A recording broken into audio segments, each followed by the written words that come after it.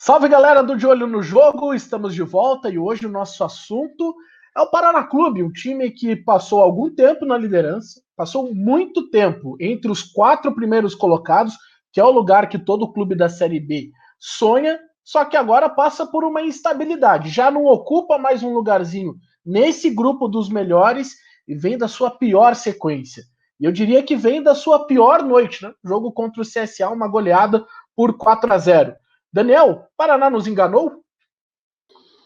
Oi, Guilherme. Depende, né? Depende o que se esperava do Paraná.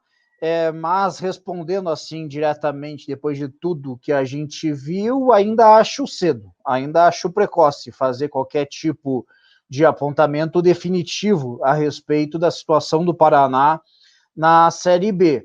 O ponto que eu considero o mais básico de todos, para o Paraná se manter nessa briga pelo G4, ele tem uma reabilitação com data e hora marcada. Tem que ser domingo contra o Sampaio Corrêa, porque a próxima rodada ele pega o Cuiabá, lá na Arena Pantanal. Quer dizer que já perdeu? Não. Mas convenhamos, se você vem já de 6 jogos sem vencer, tendo tomado essa sapecada aí de 4-0, a confiança vai lá para baixo. Então ele tem que se reabilitar o quanto antes, a reabilitação tem que acontecer contra o Sampaio Corrêa. E por que eu digo que é cedo para a gente fazer qualquer análise definitiva? Se o Paraná ganhar do Sampaio Corrêa por 1-0, que seja na Vila Capanema, longe de ser qualquer aberração na natureza, se ele não voltar para o G4, como a Ponte Preta venceu, mas vai estar ali em quinto, sexto lugar, a 1 ponto, 2 pontos do grupo dos 4 primeiros. Então não tem por que entrar em colapso, fazer terra arrasada, achar que o Alan não presta, que todo o elenco é limitadíssimo e que não tem condição alguma. O que o Paraná precisa é dar uma resposta rápida. Assim como foi muito rápido tomar aqueles 3 gols contra o CSA, a resposta vai ter que ser na mesma velocidade e precisa vencer esse jogo contra o Sampaio Corrêa para se manter na briga na parte de cima da tabela.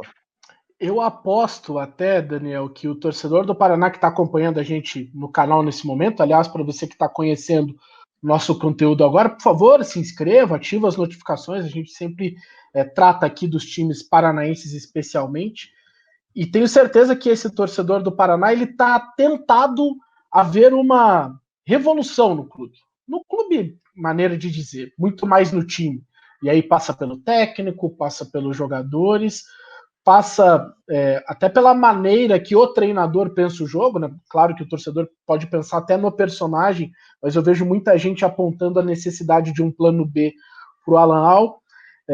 Eu, sinceramente, Piva, apesar do 4-0, e obviamente que não é um resultado comum, o time precisa ser cobrado, você precisa sofrer as consequências de uma derrota como essa, mas não é hora de revolução. Pelo contrário, o Paraná ele sempre foi um time que caminhou num limite muito próximo entre perder ou vencer. Foram sempre ou vitórias ou derrotas, e eram muito menos antes, né? Que o Paraná caminhava muito no limite do 1-0, do 2-1, do 2-0, ou de uma derrota por 1-0, ou de um empate, como aconteceu contra o Brasil de Pelotas e contra a Chapecoense, né? Uma sequência recente do Paraná. Esse jogo, para mim, esse 4-0 contra o CSA, sim, ele é grave. Você não pode considerar normal, até por uma questão de cultura do vestiário. Você precisa ficar incomodado com isso, mas transformar um 4-0 na última rodada do Brasileiro é um erro. Achar que acabou, que não tem mais jeito, que o Paraná precisa de uma revolução, eu não enxergo como caminho. O Alan precisa de um plano B? Eu acho o contrário. Acho que ele precisa melhorar o plano A. Porque o Paraná não tem nenhum plano A ainda completamente sólido, porque esse modelo ele vai se transformando ao longo do tempo. Mas você desistir do plano A sem que ele ainda tenha apresentado todas as variáveis, eu considero um pecado.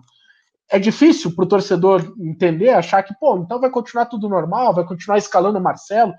Não é exatamente isso, mas você pode, ao invés de mudar tudo, aprimorar o que o Paraná tem de bom.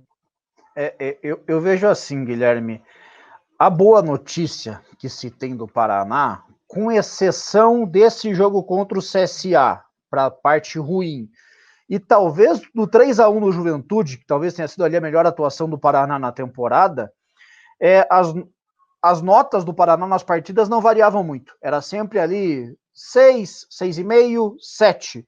Aí contra o Juventude, talvez um 7,5, 8. Contra o CSA ali, até por conta daqueles 21 minutos em que tudo deu certo pro time alagoano e tudo deu errado pro Paraná, levou o time a nocaute, então ali você vai dar um 2 e 3. Mas no geral é um time que sempre mantém a mesma batida. E quando você joga assim, a chance de um resultado apertado, 1-1, 1-0, 1-0 para o adversário, 2-1, é o natural. Então o Paraná tem um padrão muito claro. E aí o que eu vejo que o Alan precisa aprimorar, arrumar, que na cabeça do torcedor até acaba sendo essa revolução, está muito claro que alguns jogadores não estão conseguindo dar a resposta esperada. Casos, por exemplo, do Gabriel Pires e mais precisamente do Marcelo, mas também coloco nessa conta o Andrei, que a torcida do Paraná adora pegar no pé do Andrei. Só que, se a gente pensar o ataque do Paraná, ele nunca teve uma formação titular convincente. Até o Renan Bressan era fácil de escalar. Você ia ali, Johnny Douglas, Igor Meritão, Renan Bressan. Chegava nos 3 últimos, cada um ia ter um gosto. O Alan até nas vitórias, né? Até nos melhores momentos. Até nesse jogo contra o Juventude. Nesse jogo contra o Juventude, que foi a melhor nota da temporada, era o Rafael Alemão, o centroavante. O Bruno Gomes entra naquele dia, marca o primeiro gol e tudo mais. Tá aí o centroavante, vai deslanchar. Acabou não deslanchando. Bruno Gomes titular, até no jogo que ele marca o último gol dele contra o Figueirense, não vinha jogando bem. Então, vai ter que dar uma nova oportunidade. Para mim, vai passar por isso, as mudanças do Alan Al. Rodar o elenco, dar novas oportunidades. Por exemplo, na ponta direita, nessa vaga que vem sendo a do Gabriel Pires, o torcedor deslumbra o Biteco. Aí o Biteco, me parece, tecnicamente não está na sua melhor fase, e tem a questão física dele. O Paraná bota muita fé no Bruno Xavier, atleta que foi contratado, só entrou no segundo tempo e não conseguiu demonstrar muita coisa, mas não tem como fazer qualquer análise.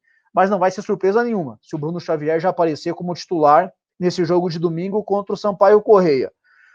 Na ponta esquerda, se o Alan Al não está satisfeito com o rendimento do Andrei, com o comportamento do Andrei, aí comportamento de dia a dia, nem falo de extracampo, de balada, essas questões, mas se tem alguma coisa no Andrei que esteja descontentando o Alan, não é com o Marcelo que ele vai conseguir melhorar.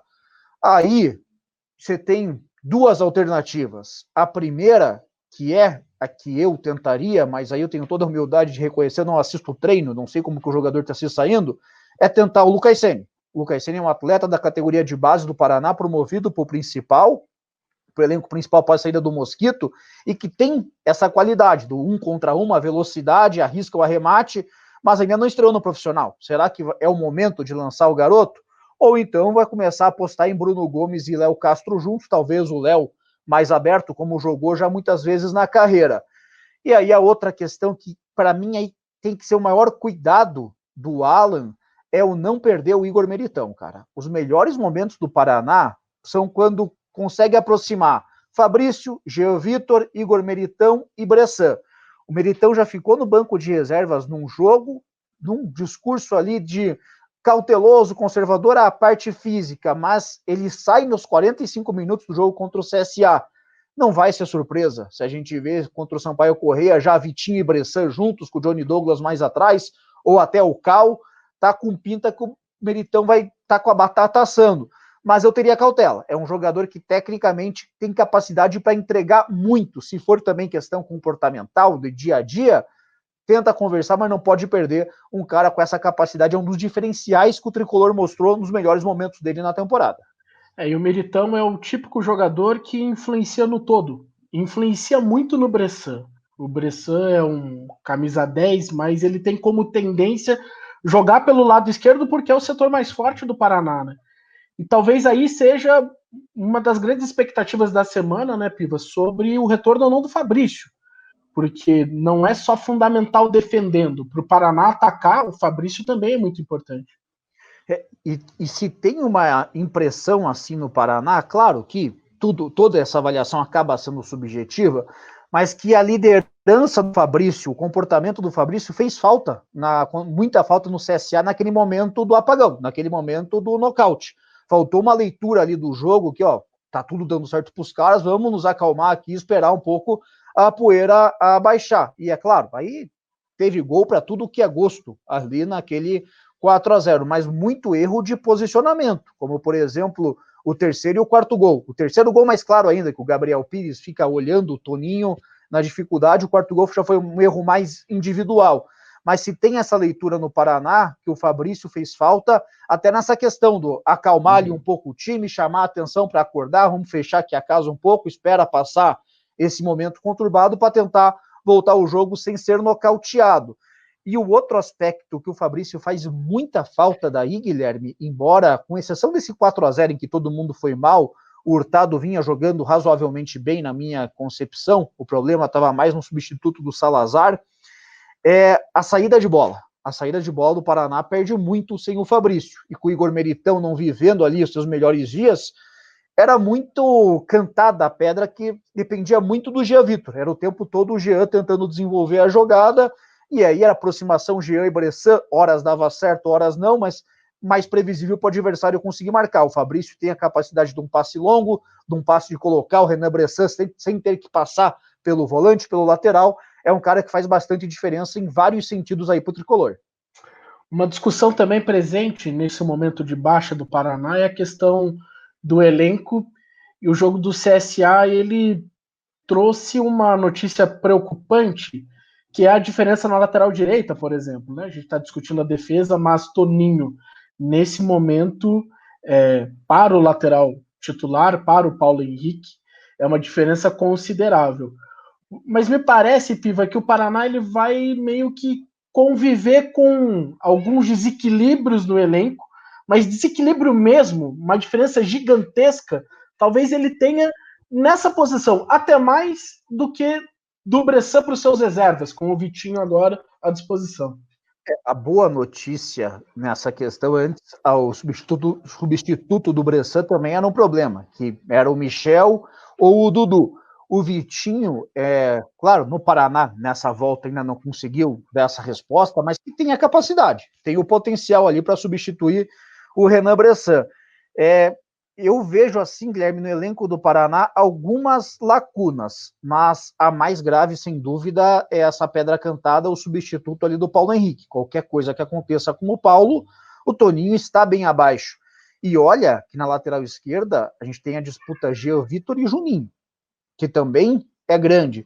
Mas o Juninho, tem que ser justo com ele, as últimas aparições dele talvez tenham sido os melhores jogos dele com a camisa do Paraná, pelo menos nessa temporada. Contra o Coritiba, no Couto Pereira, que ele vai muito bem ali marcando o Rafinha, e contra o Botafogo não conseguiu ter a qualidade que o Jean Vitor tem no passe, no cruzamento, mas ao menos não chegou a cometer erros graves ali a ponto de comprometer. Não conseguiu fazer a diferença, mas não comprometeu.